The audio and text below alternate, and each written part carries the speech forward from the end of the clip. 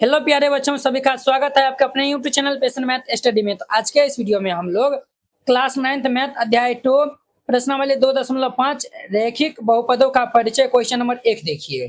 कहता है कि एक अधिगम मंच जिनको हम जो है वो लर्निंग प्लेटफॉर्म जो है वो बोलते हैं, ठीक है, एक निश्चित मासिक शुल्क जो है वो लेता है और साथ ही जो है वो प्रतिदिन डिजिटल अधिगम मॉड्यूल के लिए अतिरिक्त शुल्क जो है वो लेता है, ठीक है। और कहता है कि एक विद्यार्थी ध्यान देती है कि जब उसने 10 मॉड्यूल जो है वो प्राप्त किए तो उसका बिल जो है वो 400 रुपया था और जब 14 जो है वो मॉड्यूल जो है वो प्राप्त किए तो उनका बिल जो है वो 500 रुपया था। यदि मासिक बिल जो है वो y प्राप्त किए गए तो मॉड्यूल की संख्या x पर जो है वो निर्भर करता है, तो संबंध y = ax + b के अनुसार a और b का जो है वो मान हमको जो है वो बताना है, ठीक है। अब देखिए, एक जो है वो लर्निंग प्लेटफॉर्म है जो कि वो एक जो है वो निश्चित शुल्क जो है वो लेता है, ठीक है। अगर आप जो है वो डिजिटल अधिगम जो है वो मॉड्यूल जो है वो लेते हैं तो उनका जो है वो अतिरिक्त शुल्क जो है वो लेता है, ठीक है। एगो जो है वो विद्यार्थी ध्यान देता है, अगर वो 10 को जो है वो मॉड्यूल ये जो है मॉड्यूल्स जो है वो प्राप्त करता है तो उनका बिल 400 रुपया आता है और जब 14 को लेता है मॉड्यूल जो है वो प्राप्त करता है तो उनका बिल 500 रुपया आता है, ठीक है। और हमें संबंध जो है वो ये दिया हुआ है y = x + b, तो हमें a और b का मान ज्ञात करना है। तो वेरी सिंपल है, यहाँ पे हल दे दीजिएगा और फिर जाके इनको हल करिएगा। तो जो सबसे पहले हमें दिया हुआ है उनको हम पहले लिख लेंगे। चूंकि दिया है, हमारे पास दिया हुआ है संबंध, ये दिया हुआ है रैखिक संबंध जो है वो y = ये x + b दिया हुआ है। रैखिक संबंध y = ये x + ये b दिया हुआ है। यहाँ पे जो है वो लिख सकते हैं जहां y = हमारा क्या है, तो कुल मासिक बिल है। यहाँ पे है ना मासिक बिल जो है वो y कुल मासिक बिल है, ठीक है। और x हमारा क्या है, तो मॉड्यूल की जो है वह संख्या है, प्राप्त किए गए मॉड्यूल की जो है वो संख्या है। लिख दीजिए प्राप्त किए गए मॉड्यूल की संख्या है हमारा। मॉड्यूल की संख्या है, ठीक है। और b हमारा क्या है, तो यहाँ पे y = x + b है, तो b हमारा जो है वो निश्चित मासिक शुल्क जो है वो दर्शाएगा, ठीक है। और a जो है वो हमारा प्रतिदिन जो है वो प्रति मॉड्यूल जो है वो अतिरिक्त जो है वो शुल्क होगा, ठीक है। तो आप वो भी जो है वो लिखना चाहते हैं तो वो भी जो है वो लिख दीजिए। b हमारा क्या है, तो निश्चित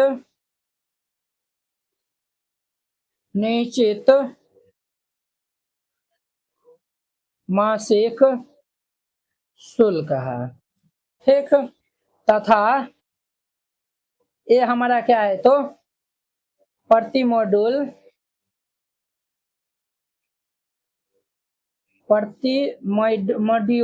अतिरिक्त शुल्क है,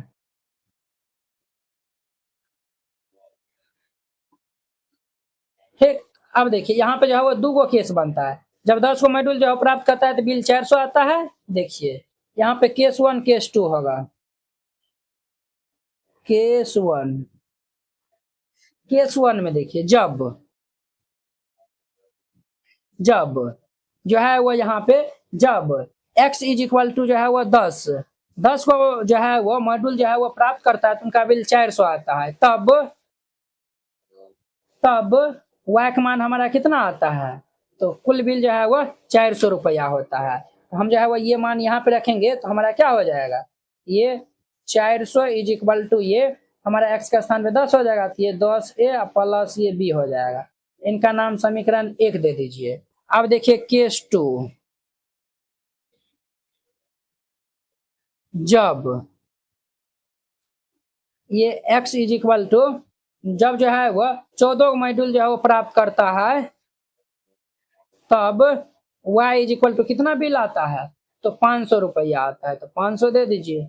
यहाँ से हमारा समीकरण क्या हो जाएगा, ये 500 = ये 14a + ये b हो जाएगा। इनका जो है वो नाम समीकरण 2 दे दीजिए। अब ये दोनों समीकरण को सॉल्व करेंगे तो हमारा ए और बी का मान आ जाएगा। ठीक, इनको हम सबसे आसान होता है विलोपन विधि से। तो विलोपन विधि क्या होता है, आप भी अभी तक जो है आप नहीं पढ़े हैं विलोपन विधि क्या होता है। विलोपन विधि में देखिए यहाँ पे ये 2 चर वाला रैखिक समीकरण बन गया। यहाँ पे देखिए ए और बी है, यहाँ भी ए और बी है, तो 2 गो चर है। तो 2 गो चर है तो हम विलोपन विधि में क्या करते हैं, तो कोई एक चर का जो है वो मान हम बराबर कर लेते हैं। देखिए ये भी बी है, ये भी बी है, तो बी का गुणांक यहाँ भी 1 है, यहाँ भी जो है वो बी का गुणांक 1 है। अगर दोनों समीकरण को हम जो है वो घटा देंगे तो बी हमारा कैंसिल हो जाएगा, तो बचेगा वो सिंगल जो है वो हमारा ए बच जाएगा। तो हम वहां से ए का मान निकाल लेंगे। यहाँ पे जो है वो लिखिएगा समीकरण, ये हम सेकेंड में से फर्स्ट को जो है वो घटा लेते हैं। इतना करने पर, इतना जब हम कर लेंगे तो ये हमारा कितना आएगा, समीकरण सेकेंड हमारा कितना है 500 इज इक्वल टू ये 14a प्लस बी, और ये फर्स्ट हमारा है 400 इज इक्वल टू ये 10a प्लस ये बी है। देखिए वह नया जो सिलेबस दिया हुआ है ना, इसमें जो है वो थोड़ा जो है वो टफ कर दिया हुआ है, ये हमारा कैंसिल हो जाएगा। खैर आपको हम जो है वो जैसे बताते हैं, नहीं समझ में आता है तो आप कमेंट बॉक्स में कमेंट कर सकते हैं। आपका जो है वो सभी स्टूडेंट का जो है वो रिप्लाई हम जो है वो जरूर देंगे। ठीक है, सबका जो है वो कमेंट हम जो है वो पढ़ते हैं। 500 में 400 जाएगा तो ये 100 बच जाएगा बराबर, 14 में 10 जाएगा तो ये 4 हो जाएगा। यहाँ से हम ए का मान निकालेंगे तो कितना होगा 100 बटा में 4, ये 25 बार में कैंसिल हो जाएगा, तो ये हमारा ए का मान हमारा यहाँ से कितना आ जाएगा 25 हो जाएगा। इसीलिए ए इज इक्वल टू ये 25 हो जाएगा। ठीक, अब ये ए का मान पहला दूसरा कोनों में रखेंगे तो बी का मान आ जाएगा। ठीक, हम यहाँ पे रख देंगे, इसमें जो है वो रख देते हैं। चलिए पहले हम रख देते हैं, तो यहाँ पे लिखेगा चूंकि ए का मान समीकरण फर्स्ट में रखने पर, तो समीकरण फर्स्ट हमारा क्या है 400 इज इक्वल टू ये 10 प्लस ये बी दिया हुआ है। एक मान 25 था, तो ये हमारा 400 इज इक्वल टू ये 10 गुना में 25 प्लस ये बी हो जाएगा। तो ये हमारा 400 इज इक्वल टू ये 250 प्लस बी, 250 से रहेगा तो माइनस 250 हो जाएगा। ये हमारा 400 माइनस के ये 250 इज इक्वल टू बी, तो 400 में 250 जाएगा तो हमारा 150 बचेगा। तो इसीलिए बी का मान हमारा कितना आएगा 150 आ जाएगा। ए और बी का मान जो है वो हमारा आ गया, यहाँ पे जो है लिख दीजिएगा अतः ए इज इक्वल टू 25 तथा बी इज इक्वल टू 150। अगर हम जो है वो रेखीय संबंध में जो है ए और बी का मान निकाल देंगे तो हमारा रेखीय संबंध यहाँ पे क्या हो जाएगा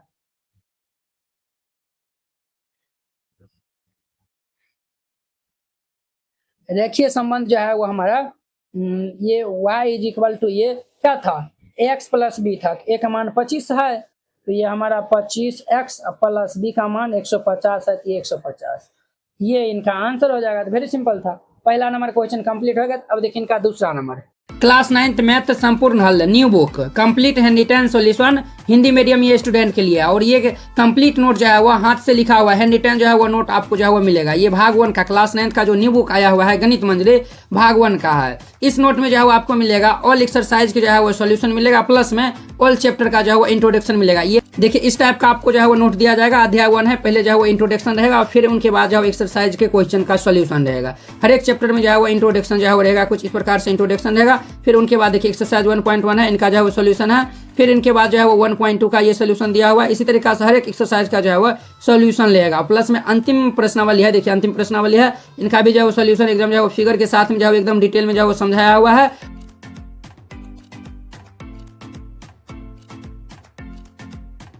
देखिए यहाँ पे क्लास 9वीं एनसीईआरटी गणित वीडियो नोट्स जो है यहाँ पे हर एक में जो है वो सभी एक्सरसाइज में जो है वो वीडियो सॉल्यूशन जो है वो दिया हुआ है। जैसे हमारा अध्याय 1 है, हम इस पे जो है वो क्लिक करेंगे तो ऑटोमेटिक जो है वो यूट्यूब वीडियो का जो है वो लिंक जो है वो पहले जो है वीडियो जो है वो समझ लीजिए, पूरा जो है वो डिटेल में जो है वो इंट्रोडक्शन प्लस एक्सरसाइज के जो है वो क्वेश्चन को जो है वो सॉल्व करवाया हुआ है। ठीक है, तो पहले आप जो है वो देख लीजिए, यहाँ पे जो है वो देखिए इस तरीका जो है वो सब जो है वो बताया हुआ है, तो आप जो है पहले देख लीजिए। इस पीडीएफ नोट को जो है वो लेने के लिए आप इस नंबर पे जो है वो कॉल या फिर मैसेज कर सकते हैं, आपको पीडीएफ जो है वो मिल जाएगा 92 41 98 18 39।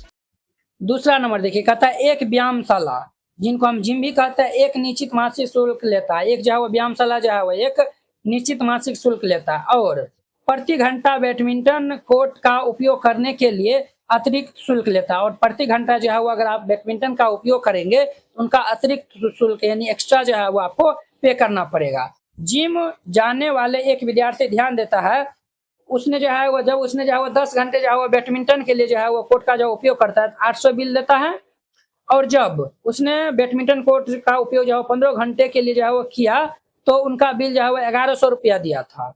तो यदि मासिक बिल जो है वो वाई और बैडमिंटन कोर्ट उपयोग करने के घंटों जो है वो एक्स पे जो है वो निर्भर करता है, तो संबंध y is equal to X plus B के अनुसार ए और बी का मान ज्ञात करना है। ये भी वेरी सिंपल है, यहाँ पे हल दे दीजिए फिर इनको हल करिएगा। हमारे पास चूंकि रेखीय जो है वो संबंध ये दिया हुआ है तो हम लिख लेंगे चूंकि दिया है,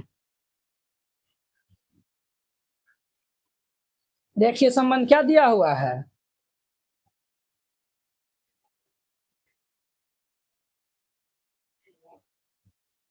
रैखिक संबंध y इज इक्वल टू ये एक्स प्लस ये बी दिया हुआ है, जहां पर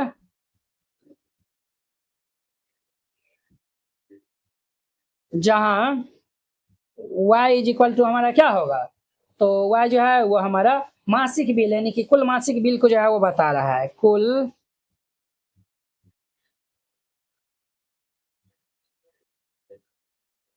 मासिक बिल, और x जो है वो बता रहा है बैडमिंटन कोर्ट तो उपयोग करने के जो है वो घंटे जो है वो बता रहा है। तो यहाँ पे लिख दीजिएगा x हमें बता रहा है बैडमिंटन कोर्ट उपयोग करने के घंटे। यहाँ पे ए और बी भी जो है लिख सकते हैं, बी यहाँ पे हमको जो है वो बताएगा, बी बताएगा वो हमको जो है वो अतिरिक्त शुल्क लेगा वो, ठीक है, और ए जो है वो बताएगा प्रति घंटा अतिरिक्त शुल्क। बी जो है वो निश्चित मासिक शुल्क तथा ए जो है वो बताएगा हमें प्रति घंटा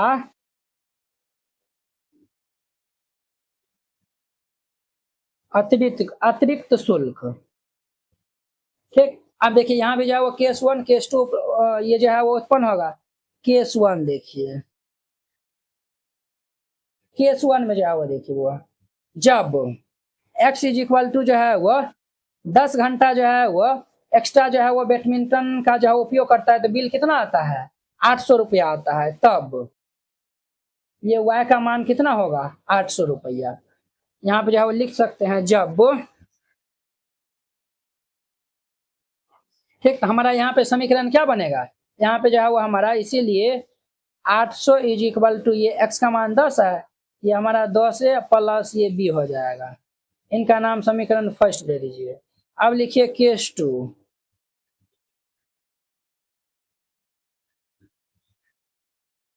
जब x इज इक्वल टू जब 15 घंटा यूज करता है तो 1100 रुपया उनको देना पड़ता है, तब उनको y इज इक्वल टू ये 1100 रुपया पे करता है। इसीलिए हम यहाँ से समीकरण बनाएंगे तो ये हमारा 1100 इज इक्वल टू ये x यहाँ पर रख देंगे तो ये हमारा कितना होगा 15 ए प्लस ये b हो जाएगा। इनका नाम समीकरण 2 दीजिए। अब ये दोनों को सॉल्व कर लेंगे, यहाँ भी b है यहाँ भी b है, हम यहाँ पे समीकरण 2 में से पहला को जो है वो समीकरण 2 में से फर्स्ट को घटाने पर पहला में से दूसरा को हम घटा देते हैं, तो हम घटा देंगे तो ये हमारा कितना हो जाएगा, तो ये 1100 इज इक्वल टू ये 15a प्लस b, और ये हमारा है 800 इज इक्वल टू ये 10a प्लस में b है। तो इनको हम माइनस करेंगे तो माइनस माइनस माइनस ये और ये कैंसिल, 10 में से 15 में से 10 जाएगा तो ये हमारा कितना होगा 5a, और ये 1100 में से 800 जाएगा तो ये 300 हो जाएगा। यहाँ से हम a का मान निकाल लेंगे तो ये 300 बटा ये 5 से इनको ब्रेक डाउन करेंगे तो 30 5 150, ये हमारा 6 × 5 = 30 जीरो, देर पर ये ए का मान हमारा कितना आएगा 60 आ जाएगा। ए का मान 60 आया हुआ है। अब ये ए का मान ए और बी दोनों में से किसी में जो रखेंगे तो हमारा बी का मान आ जाएगा। यहाँ पे रखिए, यहाँ पे जो है वो लिख दीजिए, चूंकि ए का मान समीकरण फर्स्ट में रखने पर, तो समीकरण फर्स्ट हमारा क्या है 800 = ये 10a + b दिया हुआ है। ए का मान 60 है, तो ये हमारा 800 = ये 10 गुना में 60 प्लस में b, तो ये हमारा 800, इनको हम गुना करेंगे 600 होगा, इस साइड आएगा तो -600 बराबर b। 800 में 600 जाएगा तो 200 होगा, तो इसीलिए b का मान हमारा कितना हो जाएगा 200। b का मान 200 आया हुआ है, तो हम जो लिख सकते हैं, अतः a = 60 तथा b = 200। और रेखीय संबंध जो है वो हम लिखेंगे तो क्या होगा हमारा रैखिक संबंध हमारा y = ये x + b था, तो ये इसीलिए y = ये a का मान हमारा 60 ये आया हुआ है, तो 60x + ये 200 हो जाएगा, और ये इनका आंसर हो जाएगा। वेरी सिंपल था। 2 नंबर क्वेश्चन जो है वो समझ गए होंगे। अब देखिए इनका हमारा लास्ट 3 नंबर क्वेश्चन कहता है कि डिग्री सेल्सियस, तो डिग्री सेल्सियस को हम इस तरीका से लिखते हैं और डिग्री फ़ारेनहाइट को हम इस तरीका से लिखते हैं। में मापे गए जो है वह तापमान के मध्य संबंध जो है वह डिग्री सेल्सियस = दिया हुआ है a × में डिग्री फ़ारेनहाइट + b के अनुसार विचार कीजिए कि दिया गया बर्फ 0 डिग्री सेल्सियस और 32 डिग्री फ़ारेनहाइट पर जो है वह क्या होता है तो पिघलता है, और पानी बर्फ जो है वो 0 डिग्री सेल्सियस और 32 डिग्री फ़ारेनहाइट पे जो है वो पिघलता है, और पानी जो है वह 100 डिग्री सेल्सियस और 212 डिग्री फ़ारेनहाइट पे जो है वो उबलता है। तब ए और बी का मान ज्ञात करना है। ठीक है, ये भी क्वेश्चन वेरी सिंपल है। यहाँ पे हल दे दीजिए और फिर जाके इनको हल करिएगा। तो हमारा जो है वो चूंकि दिया गया संबंध हमारा क्या है, दिया गया संबंध हमारा ये दिया हुआ है हमारा डिग्री सेल्सियस = a × में डिग्री फ़ारेनहाइट + b है। ठीक है, आप यहाँ पे लिख सकते हैं, जहाँ ये जो हमारा डिग्री सेल्सियस जो है वो ये क्या बताता है तापमान डिग्री सेल्सियस में है, तापमान डिग्री सेल्सियस में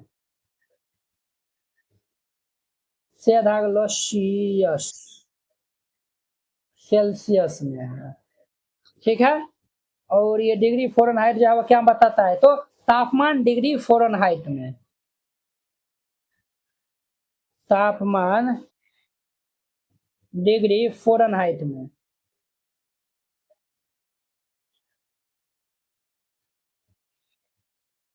ठीक है, चलिए अब जो है वो यहाँ पे 2 केस बनेगा, केस 1, यहाँ पे केस 1 और केस 2 जो है वो यहाँ पे बनेगा। अब देखिए बुआ, हम जो है वो पहले बर्फ जो है वो बर्फ पिघलता है, हम ये इसमें जो है वो बर्फ पिघलता है ना, ये दोनों जो है वो केस दिया हुआ है,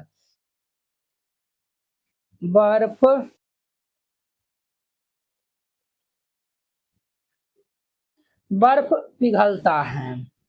अब देखिए बुआ 0 डिग्री सेल्सियस और 32 डिग्री फ़ारेनहाइट पे जो है वो बर्फ पिघलता है। ठीक है, तो यहाँ पे हमारा डिग्री सेल्सियस का जो है वो मान 0 डिग्री सेल्सियस पे जो है वो ये 0 दिया हुआ है। ठीक, जब 0 डिग्री सेल्सियस हमारा जो है वह तापमान जो है वो डिग्री सेल्सियस जो है वो यहाँ पे 0 दिया हुआ है, और तब हमारा जो है वो डिग्री फ़ारेनहाइट जो है वो 32 डिग्री फ़ारेनहाइट पे जो है वो पिघलता है, अर्थात फ़ारेनहाइट F हमारा जो है वो ये 32 दिया हुआ है।